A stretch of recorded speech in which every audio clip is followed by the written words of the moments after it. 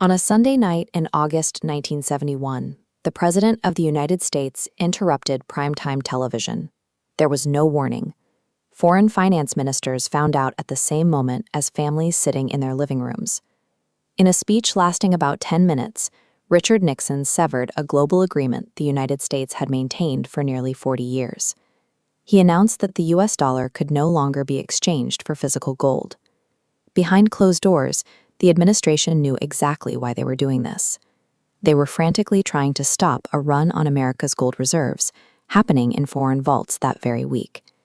And crucially, they explicitly told the public this was a short-term measure. That temporary measure never ended. It has been running for 55 years.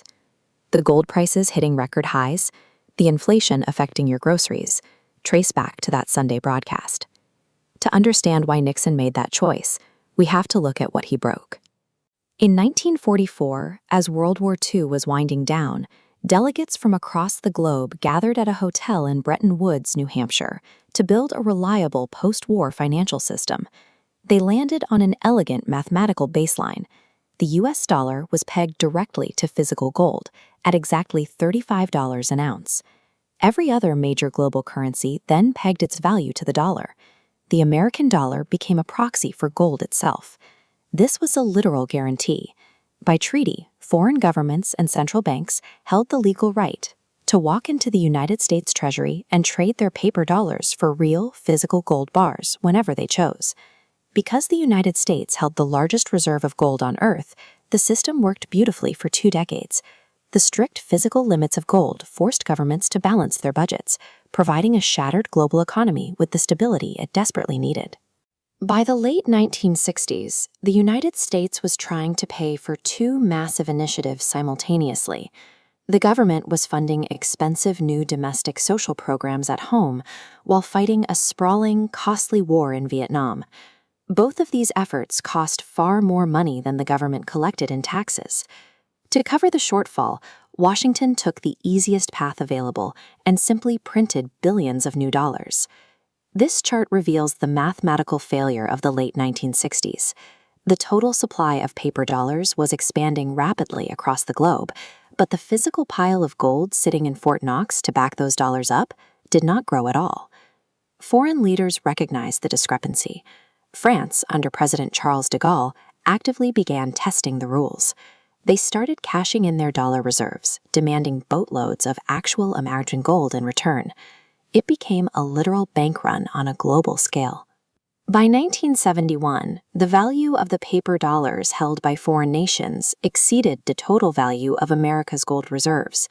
If every country asked for their gold at once, the United States physically lacked the metal to pay them. By the second week of August 1971, the quiet withdrawals became an overwhelming surge. Britain reportedly requested gold backing for a massive portion of its dollar holdings, pushing the White House to the absolute brink. Nixon reacted quickly. He summoned roughly 15 of his top economic advisors to the presidential retreat at Camp David for a highly secretive emergency weekend of meetings, completely hidden from public view. If we map out the paths they debated, the options were terrible.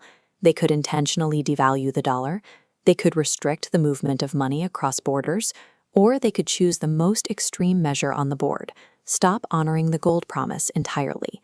They chose the extreme option. Instead of warning foreign diplomats, they executed the plan by blindsiding global allies and the American public on live television. Over a single isolated weekend, a small room of men erased the 27-year-old anchor of the entire global economy. The architects of this weekend fix expected to carefully manage a new set of exchange rates. Instead, they lost control almost immediately. Within 2 years, their temporary system collapsed entirely, leaving world currencies floating freely in the open market. The economic fallout was devastating. Without the discipline of the gold standard and hit by the 1973 oil crisis, the United States plunged into a decade of severe, double-digit inflation. Looking at the price history of gold, you can see the ultimate irony of Nixon's decision.